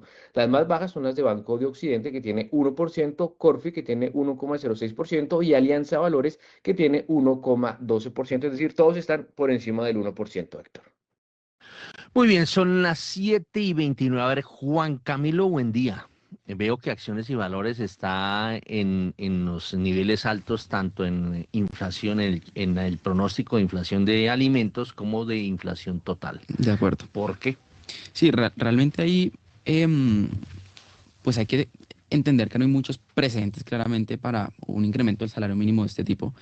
Claramente se han llevado al cabo algunas desindexaciones, por así decirlo, de algunos sectores puntuales. Sin embargo, pues estamos hablando que una inflación del 5% y un incremento del salario mínimo del 23%, pues sin duda es un dato muy por fuera del promedio casi que histórico, ¿no? Entonces, claramente, de alguna u otra forma, desde mi punto de vista, claramente esa lectura también, o esa expectativa viene también del equipo de investigaciones económicas, pero de alguna manera también pienso que el mercado quizá está subestimando un poco el dato de inflación. Pienso yo que la lectura quizá podría ser un poco más alta en la medida que no hay muchos antecedentes efectivamente de un incremento de este tipo. Entonces, yo creo que hay mucha incertidumbre, eso es una realidad, y yo creo que con ese incremento también de tasas de interés del Banco de la República, pues sí mandan un mensaje claro al mercado, no solo de independencia, sino también sí estamos viendo algunos riesgos latentes, no solo para este dato de inflación, sino para los venideros, y claramente, pues a lo largo del año, pues seguramente vamos a ver unos repuntes en la inflación por encima del 6%. Entonces, pues básicamente es eso, Héctor. Entonces, pues igual, creo que hay mucha incertidumbre. Yo creo que quizá el dato, no sé si vaya a estar muy por fuera del promedio de mercado, pero pues vamos a ver efectivamente pues con qué nos sorprende la lectura el día de hoy. Bueno, a ver, don Daniel Velandia, pese a que hubo incremento del salario mínimo casi 4 veces frente a la inflación causada, de todas formas se me hace que los analistas están viendo una inflación mejor dicho, relativamente calmadita frente a lo que uno podría esperar. Uno esperaría una tormenta, pero el mercado por ahora lo veo calmado. Por ejemplo, el dato suyo, ¿cuál es? 1,20. Sí, muy alineado, pero yo tengo que reconocer algo más o menos en línea con lo mencionado, pero haciendo énfasis en algo, y que me perdonen mis colegas y no me odien, pero yo estoy seguro que aquí estamos haciendo más apuestas que proyecciones, porque todos los modelos son lineales, Héctor. Es decir, todos lo que hacemos es agarrar la historia, mirar en el pasado el salario mínimo como afectó inflación, pero es que el dato histórico de los últimos 40 años es que el incremento del salario mínimo sobre la inflación había sido en promedio de más o menos 1.2. Esto fue, el aumento real es 17, es 18, es un absurdo. Eso implica un choque que puede romper mil cosas y no sabemos qué. Entonces todos sabemos, y con seguridad va a pasar que va a ser una combinación de dos cosas: mayor inflación y el mercado laboral por algún lado va a absorber eso, bien sea echando gente, mayor informalidad, menor creación de empleo, salarios, o sea, un montón de cosas. Pero pues es que todos estamos mirando los modelos viejos para tratar de estimar esto, y resulta que lo que estamos haciendo, y creo que el Banco de la República más o menos nos dio a todos lo mismo, básicamente, es que usualmente usted un aumento de un punto porcentual del salario mínimo por arriba del nivel teórico, que en este caso era 6, el nivel teórico, entonces produce entre 10 y 15 básicos de aumento en la inflación. Entonces métale 200 más al final eventualmente de inflación al cierre de año, entonces nos da 6.3, 6.5, pero eso es bajo el modelo lineal normal, y esto no es normal. Lo que yo siento, Héctor, usted lo decía ahorita con los micrófonos apagados, y es que de pronto habrá precios o cosas que uno no siente que no han subido tanto, entonces uno tiene la duda, les dio por bajar la gasolina, bueno, eso es para este mes, pero 500 pesos, pero lo hace dudar, que de pronto bajan a 2.000 pesos la gasolina, entonces usted, que el dólar sigue bajando, pero el punto es, va a haber un gran impacto en inflación, yo sí creo, en la primera parte del año. Lo que pasa es que no sabemos si es enero, febrero, marzo o abril. Y yo digo, mire, la realidad, y yo lo digo abiertamente, se lo he dicho a los empresarios, la verdad es que los empresarios en este país son muy buena papa, como deben ser la mayoría de parte de los colombianos. Muy altruistas. Entonces la mayor parte de empresarios lo que va a hacer es incluso comerse parte del aumento del salario mínimo vía margen, porque lo que no quieren es todavía despedir gente, están mirando cómo dejan la nómina, apretándose hasta donde puedan el cinturón, subiendo un poquito precio, les toca ensayar, no pueden meter un precio 20% más o si no pierden mercado. O sea, es una mezcla de cosas. Cito Fedesarrollo en un informe que estamos hablando acá, ellos muestran que más o menos en promedio una microempresa, que son la mayoría, como 93% del tejido empresarial colombiano, se gana como entre 10 y 12 millones de ingresos al mes. El aumento del salario mínimo, todo lo demás constante, los hace tener pérdidas al final. Es que esto no es sostenible, se va a romper algo, pero pues no sabemos qué. Entonces todos estamos con la duda. La indexación es lo que va a llevar seguramente una inflación muy alta entre enero y abril, pero no sabemos si es enero, no sabemos si es febrero, no sabemos. Y lo otro, Héctor, es que aquí todos creemos que la gente cumple la ley, pero si no la cumplen, pues incluso los formales a veces, imagínense la cantidad de gente. Por ejemplo, es que dicen que no hay problema con arriendos pesan un montón en la inflación. No, que acuérdese que el arriendo es con la inflación anterior, la cantidad de contratos de arrendado que se están destruyendo para reiniciarlo con 10 o 20% más, son todos. A la gente le están diciendo, desocúpame que voy a vender. Así. Y me han contado personas de estrato 1, 3 y 4 que simplemente el arrendador salió y les dijo 20% más. Pero es ilegal. Tómalo o déjalo. Y la gente queda así.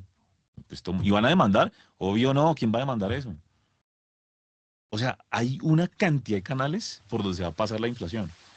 Pero es que no lo podemos ver. Y lo otro es restaurante. Usted conoce más de eso que yo, que sí pregunta y mira. Restaurantes es gas, energía. Y gente. Arriendo y gente. O sea, terrible. No sé si va a ser 1.20, 1.50, 0.80. No tengo ni idea. En enero. No, en enero ustedes no han tenido en cuenta un dato. Yo he observado que no. ¿Cuál? Que es el del IVA. El IVA, el paso del impoconsumo. Los licores y eso. Claro, paso del impoconsumo. Eso afecta a todo. Claro. El impoconsumo pasó del 8%. No, pero el banco sí lo tuvo en cuenta. Y le dio, lo que pasa es que ellos no tienen mensual, ¿no? Pero sí les dio el 6.3 que tenemos. Bueno, nosotros tenemos en Credicop 6.3. Yo creo que ellos, o sea, eso está ahí. Pero insisto, bueno, pero estoy de acuerdo. No sé si es enero, no sé si es febrero. El 6.3 es para final de diciembre. Por eso digo, el punto es no sé dónde se acumula eso. A mí me sorprende que sea 1.18 el promedio del mercado. Bajo. Porque está muy cerquita, bueno, el promedio histórico, ¿cierto? relativamente cerca al punto 94 del año pasado, pero está bastante lejos del 1,78 de enero de 2023, que fue una trepada durísima. Eso fue enero de 2023, fue después de, acababa de arrancar el gobierno de Petro, y no sé cuál fue el salario mínimo, ese primer salario, trepada del salario mínimo, pero fue 1,78. Entonces, este dato de enero va a tener sus sorpresas por todo lado, y usted tiene razón. En eso, así como muchos empresarios se van a apretar el cinturón para no generar tanto efecto de precios, otros van a hacer la trampa y van a mirar a ver cómo logran el incremento. Habían pasado dos cosas, ¿no? Ya es un hecho que un importante sector de la economía desalarizó integralmente a su gente. Ah, sí, claro. Y parece ser que en el sector financiero particularmente se va a volver una práctica normal de devolver ese tema. Y el otro tema con relación a lo del IVA suyo, Héctor, no sé si iba a hablar del tema de tarifa, pero a mí me parece que entendiendo que la base sobre la cual se calcula el IVA es más alta, evidentemente el impacto del IVA es mucho más alto. Ah, no, eso se sintió. Mire, lo sé, no voy a citar el establecimiento, es más, 2 establecimientos en donde el vino, por ejemplo, subió 13% y lo devolvieron. Después, el 30 lo devolvieron. Es decir, la subida de enero va a ser una devuelta en febrero. Es que una anécdota de la persona Diego Camacho, la persona que trabaja conmigo en estos temas, entre otras cosas dijo, de pronto no va a ser tan alta porque en los corrientazos, donde él mira, en la primera semana de enero, ¡tum! 10-15%. Y a la semana lo tuvieron que devolver. Y entonces él preguntó que por qué lo había devuelto. Dijo, porque la demanda se nos fue al piso. Por eso digo, esto es o sea, toca mirar y venir. El precio de los alimentos es brutal, de los restaurantes. No, es que donde suba mucho, empieza uno a ver gente con su, empieza usted a ver gente con su la coquita. O sea, la coquita. Con su tupper, sí, y hermano, y adiós restaurante, hermano. Por eso los empresarios. Desde el año pasado, usted sugería... Es elástico. Claro, usted sugería que uno ya no pedía por el gusto, sino por la lista de precios de la carta. Es verídico, Héctor. Uno ve a la gente que llega, mira para acá. Pero en el corrientazo no, tampoco. No, ir al restaurante en general. Si Héctor hace eso en un corrientazo, acuérdese que yo solamente voy y como en almuerzo ejecutivo, en donde en lugar de sopa me dan huevo frito, y en lugar de verduras tajadas. Tengo aquí un comentario de un oyente, no sé si me permite. ¿Cómo le van a preguntar a Héctor de restaurantes si no sabe de restaurantes porque nunca gasta? Eso es inventado por él. No, y es verdad. O sea, Héctor sí conoce restaurantes, pero no conoce los precios de los restaurantes porque no gasta, es verdad. Yo les voy a contar una anécdota al comienzo cuando arrancó Primera Página, que uno andaba súper apretado. Entonces uno invitaba a alguien a almorzar y uno rogaba porque el invitado pagara. Y uno era amagando, ¿no? Pero todavía hoy. No, por fortuna no, pero la práctica. No, ahora uno se impone, ¿no? Bueno, gaste. Sí, es verdad. Óigame, no. Sí. Rolando Lozano está con nosotros porque se me hace, ojo con lo que puede, las consecuencias que puede traer este tipo de cosas, porque uno de los problemas que se vio en Venezuela fue precisamente cuando llegó el control de precios, empezó la especulación y empezó el desabastecimiento brutalmente. A ver cómo es la cosa de la Superintendencia de Industria y Comercio, don Rolando La Serie.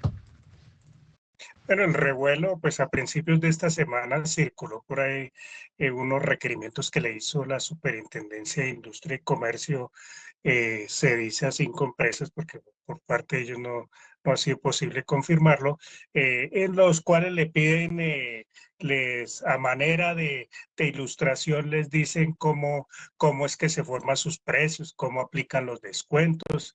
Entonces, esto de inmediato causó una reacción entre los diferentes gremios del país porque se considera un intento de control de precios por parte del gobierno.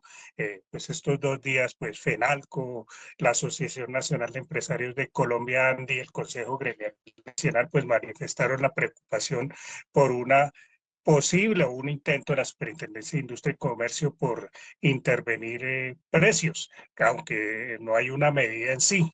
El superintendente Pablo Felipe Robledo del Castillo, que fue el anterior superintendente de Industria y Comercio, ya desde diciembre le decía a Primera Página que la Superintendencia de Industria y Comercio no tiene facultades para intervención de precios, sino únicamente en el caso de los precios de productor de la leche, que pues eso ya está regulado, y también para los productos farmacéuticos para enfermedades crónicas o la lista de productos que está controlada por el Ministerio de Salud. Lógicamente, pues el tema es álgido entre las empresas que posiblemente le pidió esta ilustración la Superintendencia de Industria y Comercio, pues está Librería Panamericana y el productor de equipos y de maletas y de ropa Toto. Lógicamente, pues todavía no hay, también desde que se decretó el aumento del salario mínimo y las empresas empezaron a manifestar que eso elevaría sustancialmente pues los costos y el desempleo, pues la superintendencia anunció coordinaciones conjuntas con el Ministerio de Vivienda y con el Ministerio también de Minas y Energía, pues para estar mirando los precios pero no es que haya una intervención como tal. Muy bien, 7:43, muchas gracias, Rolando. Bueno, le voy a preguntar a Juan Camilo, ¿por qué una intervención de precios termina siendo más nociva que un libre mercado en materia, hablando de los precios de los productos de la canasta familiar? Listo, Héctor. Usted tiene la curva de demanda y usted tiene la curva de oferta. Cuando ambas curvas se intersectan, generan un precio de equilibrio y generan una cantidad de equilibrio. Cuando usted establece un control de precios, generalmente es un precio que se ubica por debajo de la intersección entre ambas curvas. Entonces, en ese caso, la demanda termina siendo más alta que la oferta. Eso en pocas palabras, ¿qué quiere decir? Desabastecimiento y especulación. Por eso es que el control de precios, y eso es lo que nos demuestra la evidencia en el mundo, genera especulación. No solamente eso, la evidencia también nos demuestra que en el mundo el control de precios ha disminuido la calidad de los bienes y los servicios que se otorgan. ¿Por qué? Porque si ahora usted le dicen usted tiene que vender un precio menor, usted prefiere usar insumos más baratos, despedir personal o contratar personal menos calificado. Entonces, no solamente reduce la cantidad, sino también reduce la calidad. Y eso, pues, en últimas... Y acaba la competencia. Porque... Exacto. O sea, usted lo que hace es espantar la inversión ya existente y la expectativa de atraer una inversión nueva, ya sea interna o ya sea externa. Esos son los principales, digamos, efectos nocivos de la intervención de precios. Y sobre la inflación quisiera hacer un paréntesis muy pequeño. Acá nosotros siempre nos enfocamos en es que en la estamos inflación. hablando de la intervención pensando en la inflación. En la inflación, en que pues ahí se cree que con la subida del salario mínimo pues puede llegar una subida de precios, pero como ya lo habló Daniel, eso no va a ser tan blanco y negro, ¿no? Total. Acá todos los analistas yo creo que nos equivocamos en estar todo el tiempo hablando del día a día, del mes a mes, pero es que en realidad lo que nos demuestra la evidencia histórica es que, como dirá Milton Friedman, todo fenómeno inflacionario es un fenómeno monetario. En este momento, si nosotros estamos bajo esta presión inflacionaria en donde llevamos más de 5 años por fuera del rango meta del Banco de la República, por encima del 4%, es porque tenemos, primero, también en Duque ocurrió una política fiscal completamente irresponsable. Cuando una política fiscal es completamente irresponsable, el gasto aumenta, el nivel de endeudamiento es mayor ante un déficit persistente y eso lleva al incremento directo de la demanda agregada dentro de la economía. Y los modelos económicos básicos macro 1 nos evidencian y nos muestran que cuando la demanda agregada aumenta y la oferta no responde en el mismo ritmo, ¿qué ocurre con los precios? Aumentan. Entonces, acá siempre es importante aterrizar en este tema y es que digamos, estoy viendo, vea esta gráfica de agregados monetarios y crediticios del Banco de la República. El M3, que quizás es esa, o bueno, el M2, M3, que quizás es esa medida más aproximada de los flujos totales dentro de la economía de masa monetaria, que es la cantidad total de dinero que existe. Bueno, viene aumentando ahorita de le forma- va a tocar explicar, hermano, porque M1, M2 y M3 es bueno. viene aumentando de forma constante. Hay una teoría, o digamos una teoría que también aterriza en la evidencia empírica, que se llama la teoría cuantitativa del dinero, que a usted lo que le dice es, cuando aumenta la masa monetaria dentro de la economía, eso tiene un efecto directo sobre los precios, asumiendo que la producción se mantiene constante y que la velocidad del dinero se mantiene constante. Y efectivamente eso es lo que ocurrió en los países en donde los precios más aumentan o donde la inflación es más alta, es donde la masa monetaria es mayor. Entonces a veces nosotros nos estancamos en unas conversaciones Pero creo que diarias, la masa monetaria digamos, la tiene muy monitoreada el Banco de la República. Claro, ¿no? lo que monitora el Banco de la República es la base monetaria, ¿sí? Que son los efectivos más las reservas. Pero la masa monetaria es la cantidad total de dinero en la economía. Recuerde que el dinero y el sistema financiero tiene una gran loabilidad, y es que tiene un multiplicador monetario. ¿Qué quiere decir esto? Que mediante el sistema financiero y los intermediarios, el dinero se puede multiplicar. Entonces, no necesariamente la base monetaria es igual a la masa monetaria. De hecho, en este momento... ¿No es igual la base monetaria a qué? A la masa monetaria. A la masa En este monetaria. momento la base monetaria son 193 billones, mientras que la masa monetaria total dentro de la economía del M3 son 973 billones de pesos. Estamos hablando de que la masa monetaria total es 8 veces más grande que la base monetaria. Acá el Banco Central logra controlar la base monetaria, pero también crea toda una serie, unas condiciones en donde se forma esa masa monetaria. Cuando la política fiscal nuevamente es irresponsable, eso lo que hace precisamente es aumentar y seguir aumentando esa masa monetaria dentro de la economía Y por total, eso tiene que impulsando la demanda apretar agregada. el Banco de la República. Y por eso el Banco de la República tiene que reaccionar vía mayores tasas. Bueno, démosle, usted se metió en esa vaina, hermano. A ver, digamos que los medios de pago son el M1, M2 y M3. ¿Qué es el M1, qué es el M2 y qué es el M3? Bueno, listo. Clase de macroeconomía de 1, sí. Literal. De hecho, ahorita la dicto. Pero bueno, Adelante aquí para los oyentes. Dentro de unas clases tengo que actualizar esa presentación. Pero bueno, el M1, si no estoy mal, comprende. Digamos, a ver, primero lo primero. De M1 a M3, o de base monetaria a M3, es el nivel de liquidez. M1 es más líquido que M2, M2 es más líquido que M3. Ahora, M2 agrupa M1 más base, M3 agrupa M2 más M1 más base. ¿Listo?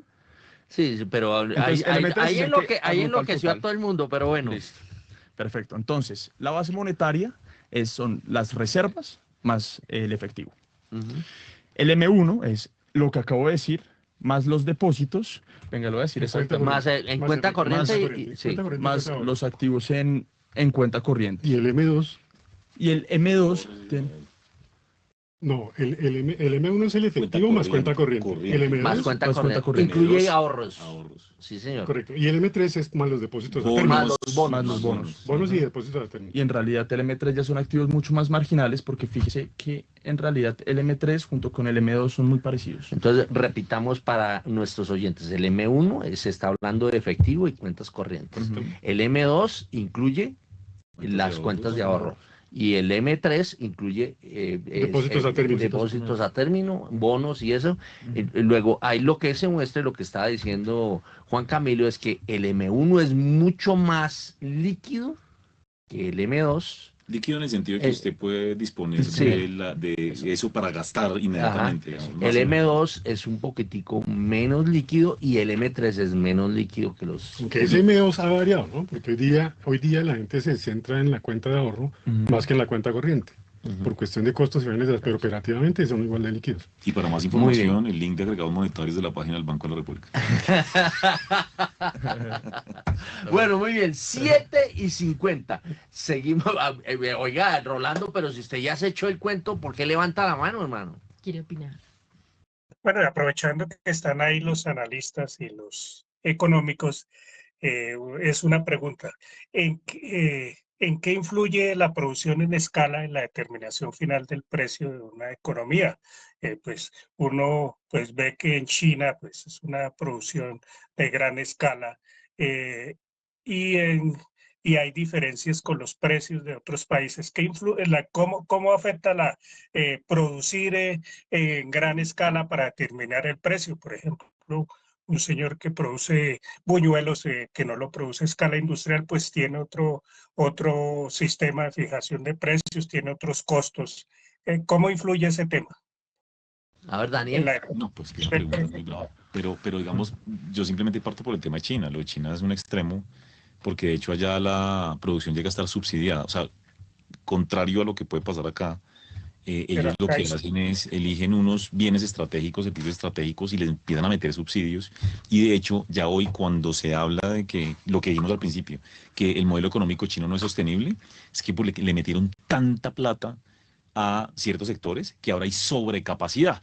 Entonces, Juan Camilo habla de la curva y la demanda, de la oferta y la demanda. Aquí la curva, lo que ha hecho China permanentemente es desplazar la curva de oferta hacia la derecha, es decir, crear sobreproducción, o sea, la producción va a ser mayor que la demanda, contrario a un control de precios, y entonces, como ya los precios no están necesariamente controlados, lo que ha generado es mucha capacidad y por lo tanto el precio ha venido cayendo significativamente.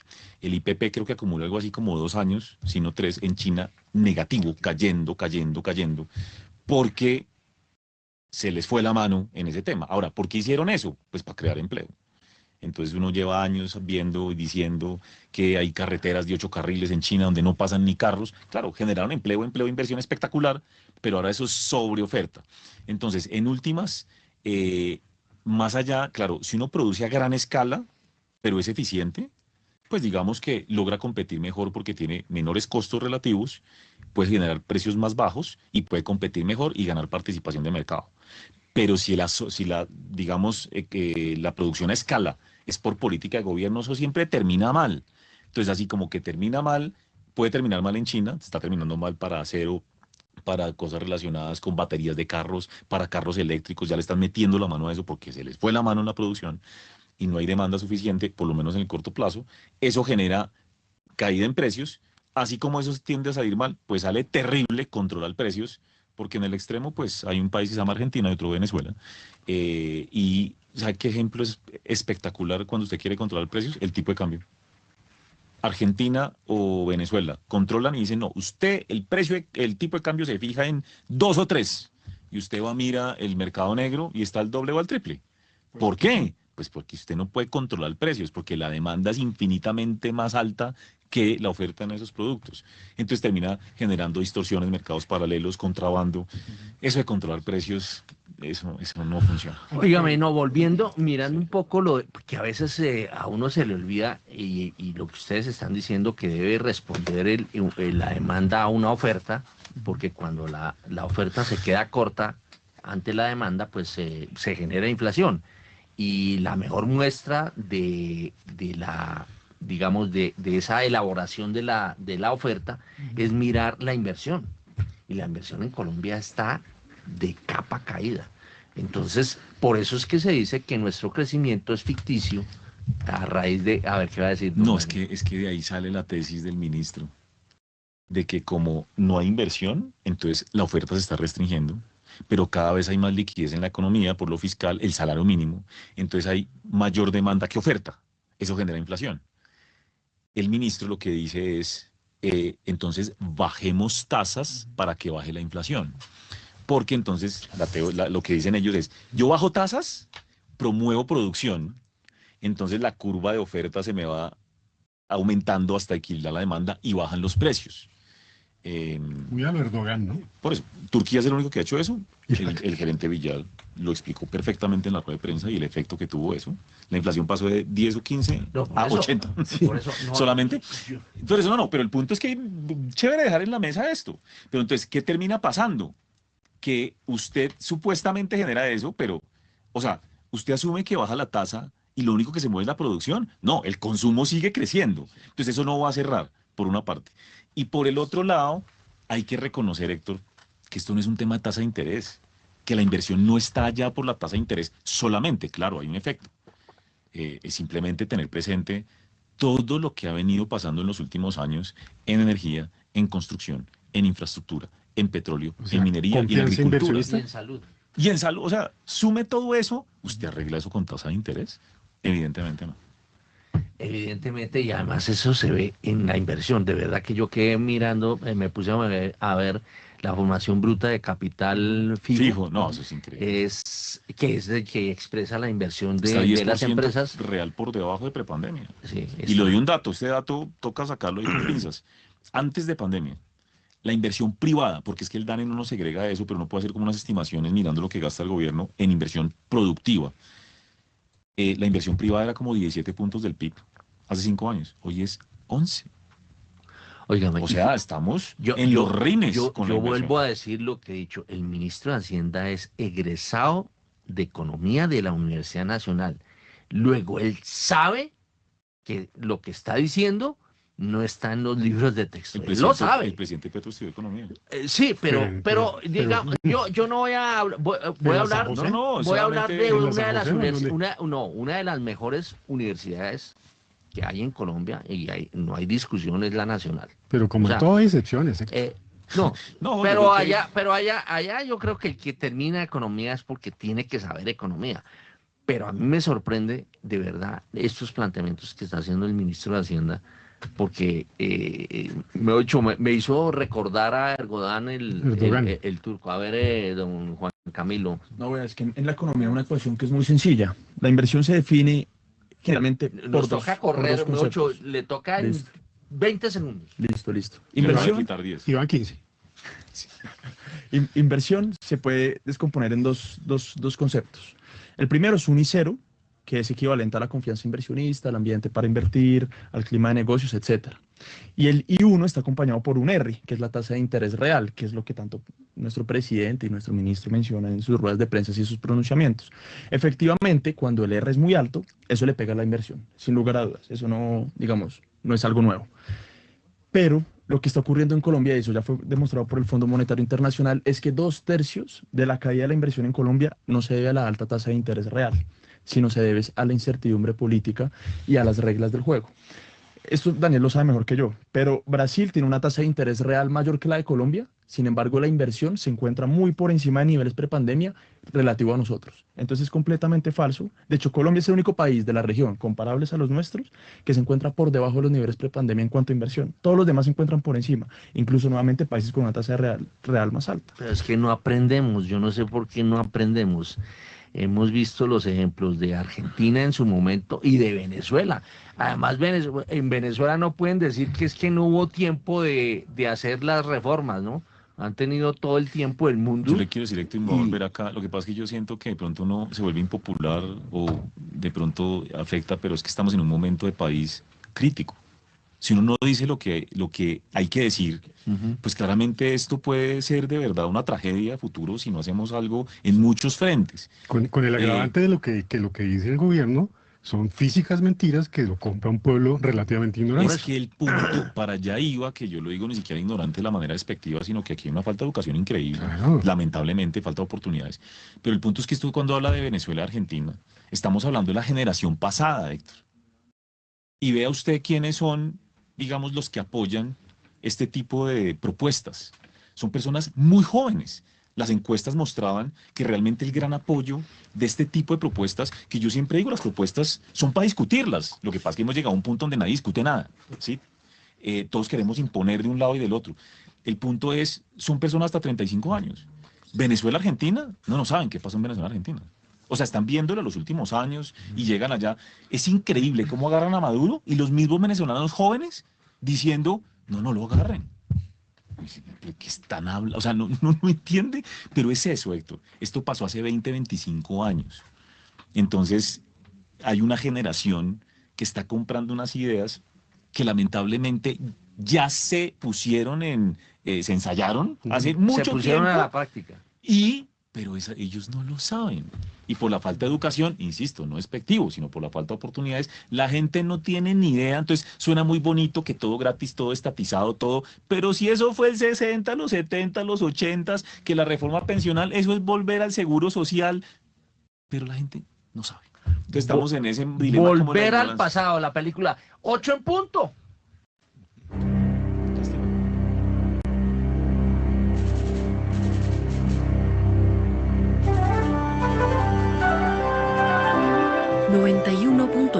Javeriana Estéreo, Bogotá. HJKZ. sin fronteras.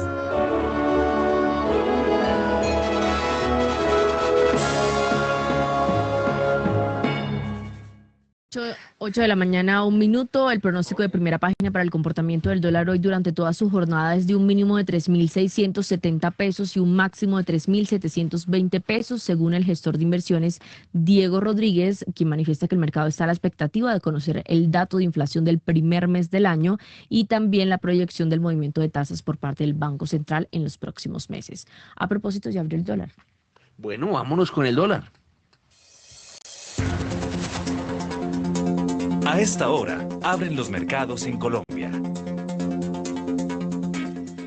8 de la mañana, 2 minutos. En la apertura del dólar en Colombia inició en 3.681 pesos, baja 29 pesos frente al cierre que tuvo este jueves, que fue de 3.710 pesos. Dólar en Colombia en su apertura a esta hora, 3.681 pesos. Don Daniel Velandia, el dólar. Pues mucha volatilidad, o sea, han visto los movimientos 30, 40 para un lado, 50, porque yo creo que estamos primero con la fuerza global, que es bajista en dólar. Yo creo que eso es lo que más está pesando, entonces dependiendo como del ánimo externo nos estamos moviendo. Por el otro lado, todo el mundo sigue tratando de entender lo de decreto de AFPs y su impacto. Yo creo que al final la conclusión es, en el corto plazo no hay gran impacto, pero en el largo plazo puede haber impacto. No estamos hablando de tendencias bajistas, sino que usted está sacando al principal comprador de dólares del mercado. Entonces eso es menor demanda estructural y el mercado se vuelve ilíquido estructuralmente, obviamente asumiendo que el decreto se mantiene, ¿no? O sea, bajo esa premisa todos trabajamos. Entonces el mercado está tratando de digerir esto no es fácil, y las AFPs en algún momento van a tener que ajustar algo el portafolio, y vienen elecciones. Entonces, lo normal, y lo estamos diciendo a los clientes, es usted compre dólar antes de elecciones. ¿Por qué? Porque eso, las encuestas dicen que la segunda vuelta sería a penaltis, ¿sí? Eso que pegan el palo y uno no sabe esa cosa por si va a entrar o salir. Eso dicen las encuestas. Entonces, cuando las encuestas dicen eso, usted lo que hace es comprar dólar. Y mucha gente empieza a comprar dólar. Pero por el otro lado usted tiene, no, que las AFPs y que el mundo, el dólar va bajando y que el euro va a llegar a 1.20. El mercado está perdido con el dólar. Entonces seguramente lo acabamos a tener mucha volatilidad, pero realmente lo que estamos diciéndole a todo el mundo es compre dólar, porque si vienen unos meses complicados, independientemente de lo que pase, la incertidumbre hace que usted tenga que estar o deba estar tranquilo en sus posiciones de dólar. Oiga, hablando de eso, a mí me hubiera gustado que hubieran dejado contar a Cepeda. Desde todo punto de vista, porque, bueno, aquí venimos hablando de que ese esquema de gobiernos como los que apuntan a que se manejen se maneje la economía como ha sucedido en Venezuela, que es el mejor ejemplo. O sea, nosotros no necesitamos más, sino miremos al vecino. Pues es bueno que saber a qué atenernos si hubiéramos podido contar a... ¿Sabe, Héctor? Más allá de la democracia, que es un tema interesante, es, hombre, ¿cuánta plata hubieran obtenido por reposición de votos con 2 consultas? Es que se desbalancea. Usted queda en desventaja. Solo piénselo desde ese punto de vista. Entiendo que él recibió, no tengo el número claro, pero alguien me dijo, no sé, como 6.000 millones o algo así de la consulta de octubre, y con la suma de los votos de reposición de una segunda consulta, son 20.000 millones o más.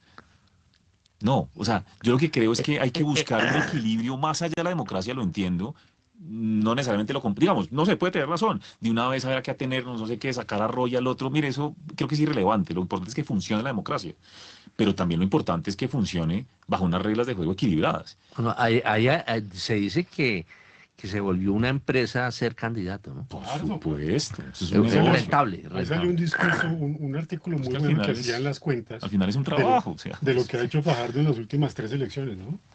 Que cuadra caja yéndose de candidato y no aspira a ser presidente. Es un trabajo. Es un trabajo. Entonces, al final, el punto de esto se imagina maquinaria de gobierno.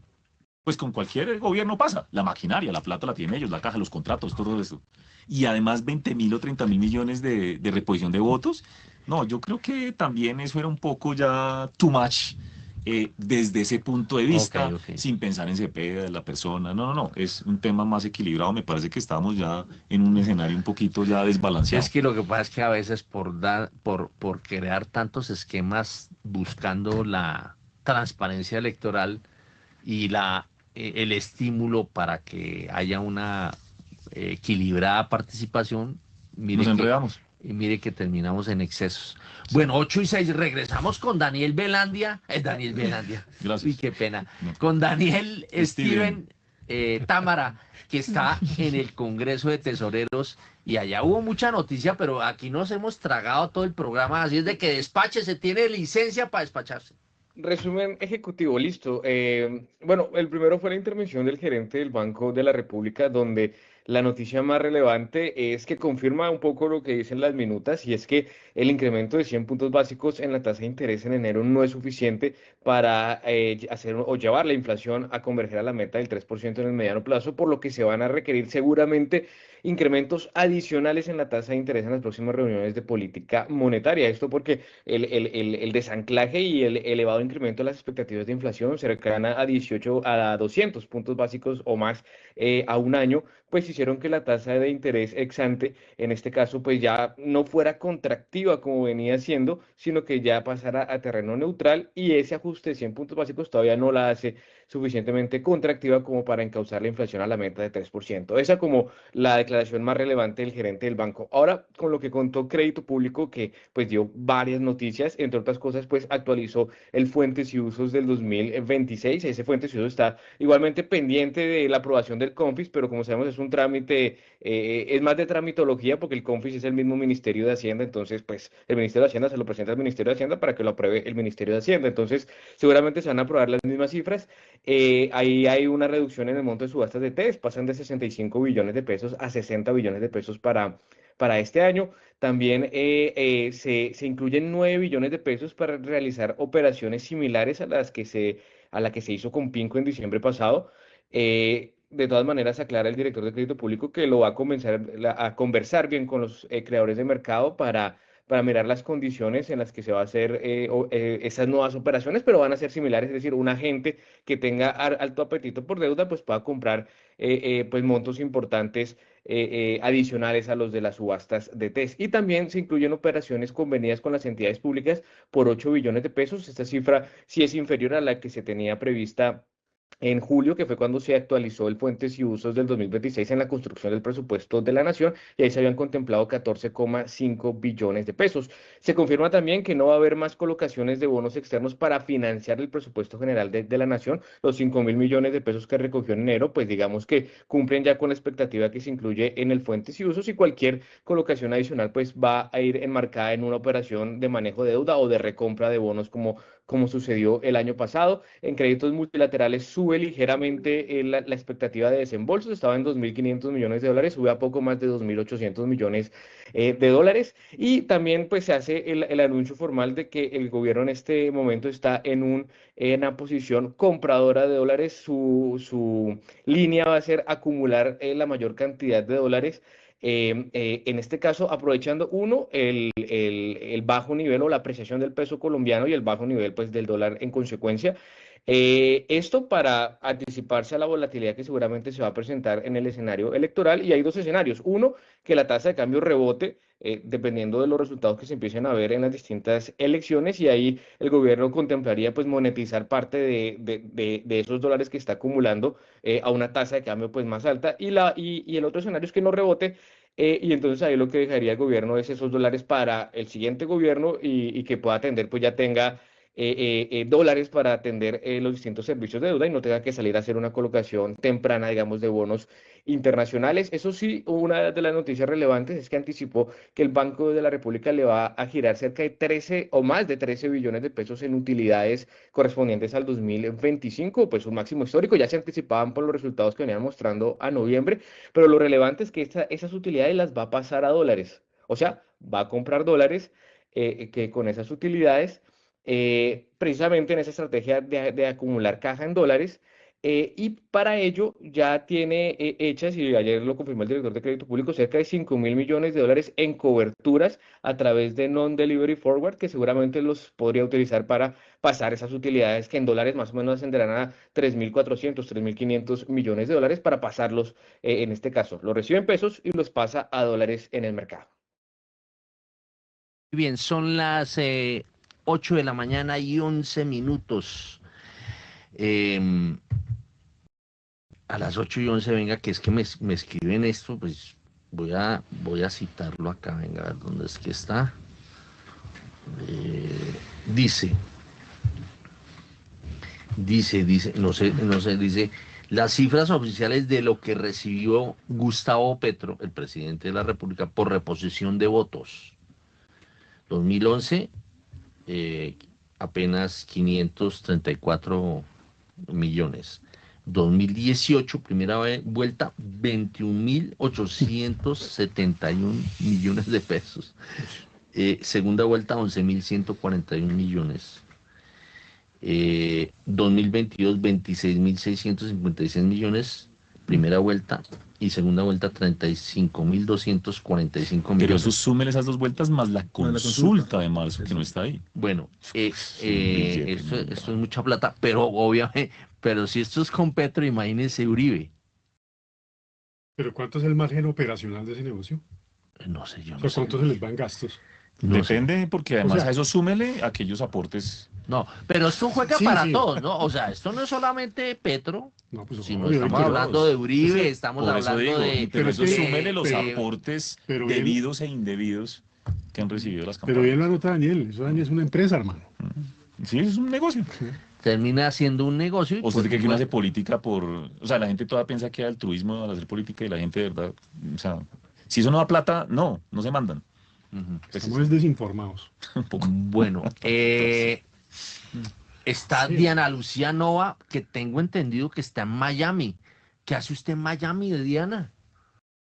Buenos días, Héctor Leonardo. Pues le cuento que hemos venido siguiendo todo el movimiento de la temporada de San Valentín, que recordemos que, digamos, es uno de los momentos más importantes para la floricultura colombiana, donde se proyecta el envío de aproximadamente 900 millones de tallos solamente en esta temporada, que esto equivale a unas 65.000 toneladas de flores colombianas. Estamos acompañando a LATAM en todo el proceso de cargo y descargo de las flores, visitando floristerías acá en Miami, viendo cómo se comercializan y cómo sigue siendo uno de los productos más importantes de Colombia a Estados Unidos.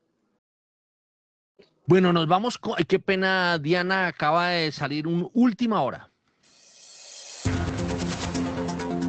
Última hora, en Primera Página Radio. La Rainvial, institución financiera de Bogotá, anunció cambios estratégicos en su alta dirección en Colombia con el objetivo de robustecer su gobierno corporativo y empujar su rol en el desarrollo del mercado local y regional. Uno de los cambios es que a partir del 11 de febrero la gerencia general será asumida por Claudia Álvarez Parra, exgerente de renta fija. Es economista de la Universidad Javeriana y cuenta con más de 9 años de trayectoria en la compañía. El mandato de Álvarez se centrará en profundizar la propuesta de valor regional, potenciar la innovación de productos financieros y también mantener el crecimiento rentable de la operación en un entorno competitivo. En un segundo lugar, María José Ramírez, quien encabezó la apertura de la operación en el país en 2013, durante más de una década, asumirá como presidente de la junta directiva. Bueno, hay noticias, sacamos un informe muy relevante que tiene que ver con Patria. Se plantea lo siguiente: mientras Patria espera el ok de Supersalud y la Superindustria y Comercio para cerrar el negocio de la Country, Colmédica y La Colina, un activista que opera en corto cuestiona al grupo brasileño. Patria Investments, fondo gestor de activos de Brasil, está esperando la bandera verde de la Supersalud y de la SIC o Superindustria y Comercio para formalizar el negocio con United Health, una multinacional de atención médica y de seguros de salud de Estados Unidos, bastante cuestionada últimamente, y hacerse a las clínicas Country, La Colina y Colmédica. El negocio fue cerrado hace poco y Patria a última hora le ganó el pulso a los Pacheco, ex dueños de Banco Colpatria. La espera se ha hecho aún más larga, pues en los últimos días surgió un informe de Snowcap Research, un activista y operador en corto de acciones de Patria, que sugirió que el fondo de gestor de activos alternativos de Brasil, comillas, podría estar exagerando el rendimiento y ocultando pérdidas en sus fondos insignia de capital privado e infraestructura. Sin embargo, el informe no dice nada de los negocios de Patria en Colombia. Un partner de Patria no se refirió a esto de Snowcap, pero sí dijo que una muestra de la seriedad y la buena gestión de Patria en Colombia es Centria, una red prestadora de servicios de salud y farmacéuticos. 8:16 nos fuimos. Agradeciendo a los analistas que nos acompañaron durante esta emisión, Daniel Velandia, Jorge Gutiérrez, Juan Camilo Pardo, Juan Camilo Buen Día, nuestro invitado Francisco Azuero, bajo la dirección de Héctor Hernández y la presentación de quien les habla, Kiara Severiche. Feliz fin de semana para todos. Estamos de vuelta en Primera Página el lunes a las 6 de la mañana.